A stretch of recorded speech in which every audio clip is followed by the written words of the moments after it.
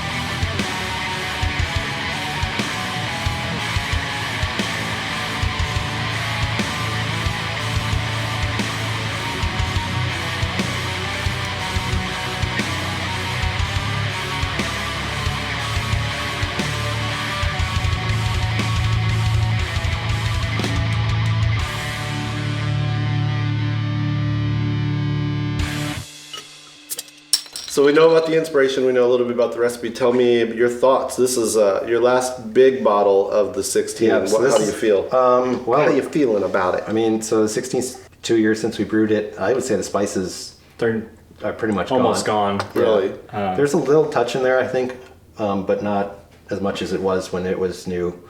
And I mean, now it tastes a lot like just a boring Belgian quad. Yeah.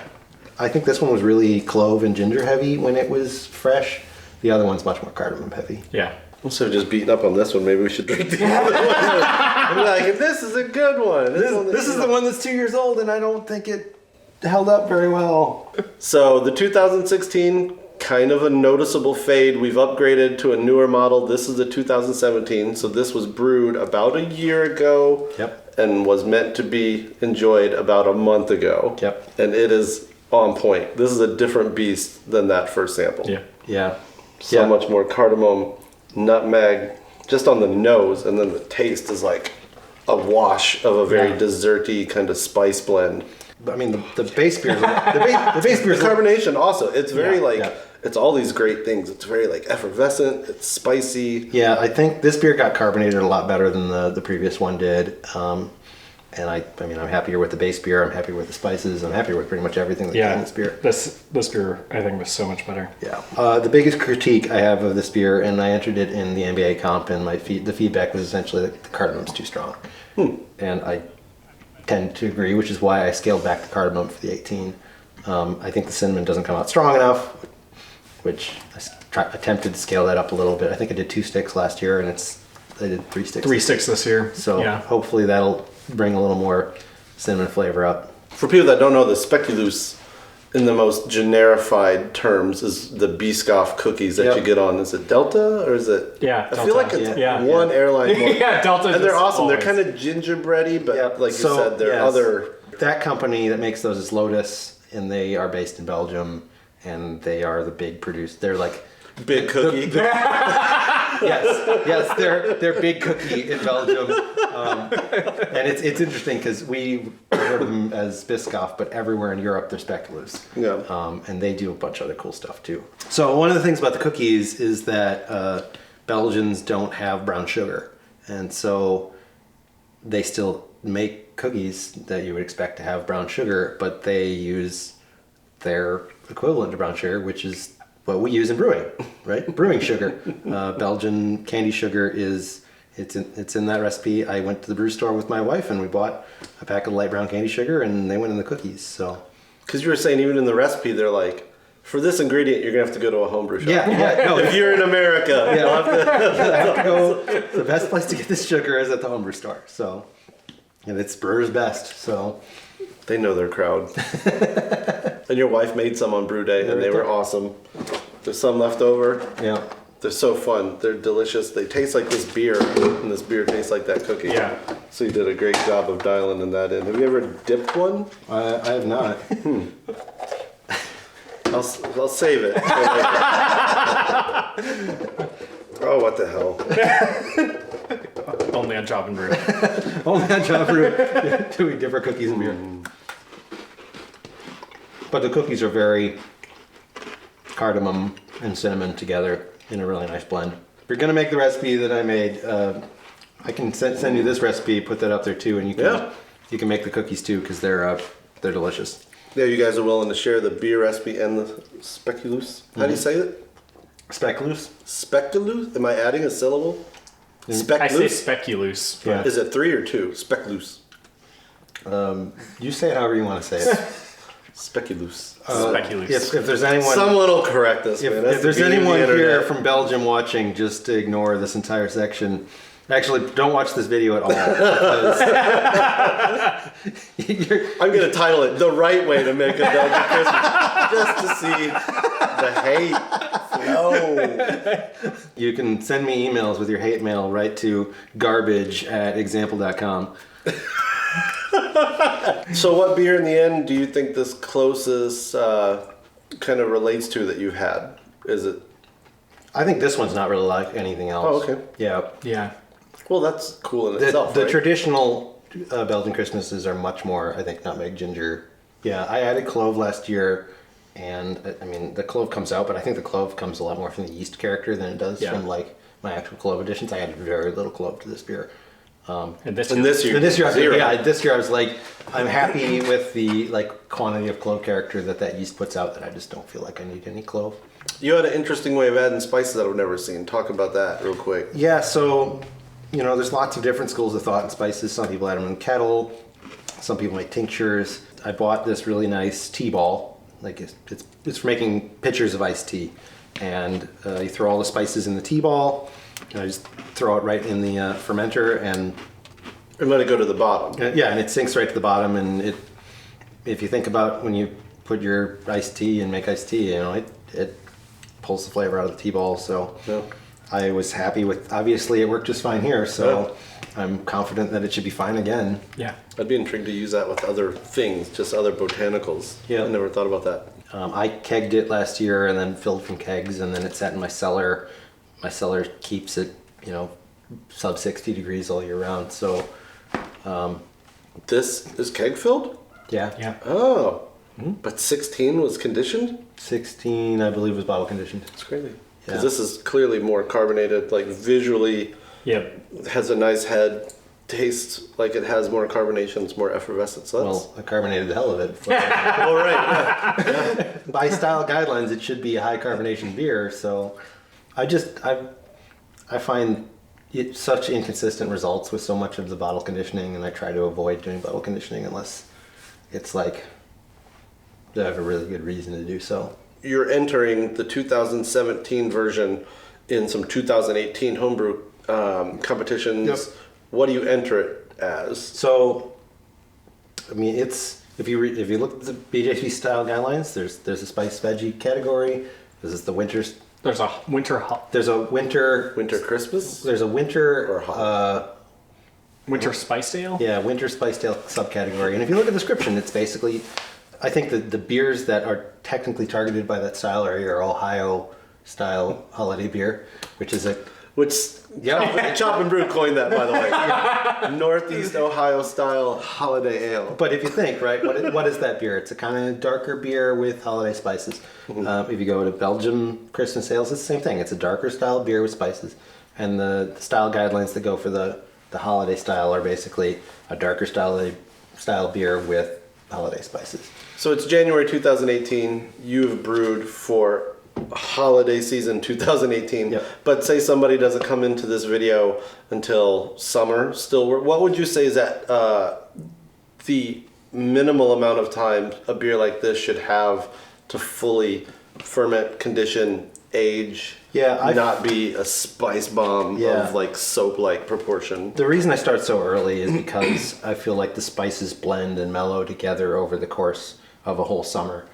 But if you are cautious and you taste often, you can probably get away with doing them in about the same timeline you would expect to do a typical quad.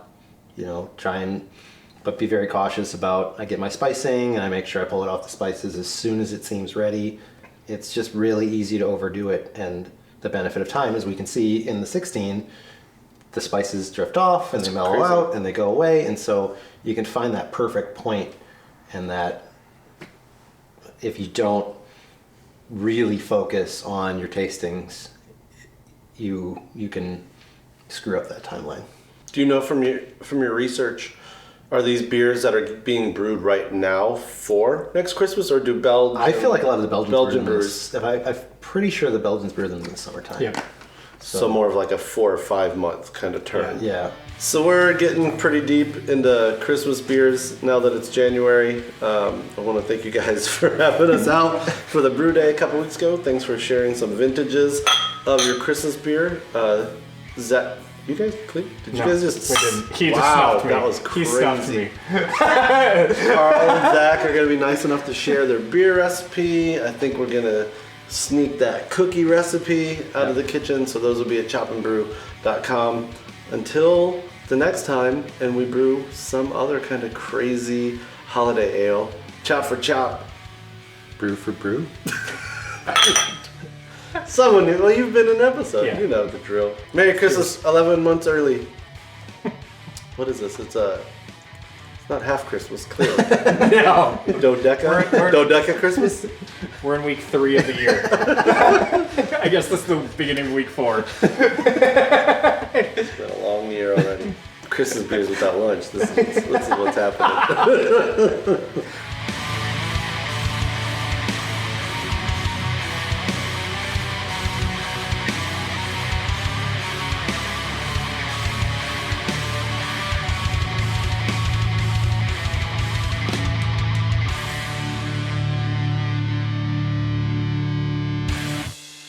There aren't even that many like cardamom baked things, right? You think of your Bavarian cardamom cookies and you think Speculoos cookies, but it doesn't appear as often. Carpapolka. Okay. Another spice cookie. Cookies. Cookies. Oh, sorry. No, it's my bad. Just chip camera. Yeah, it's no big deal. It's not a nice camera, right?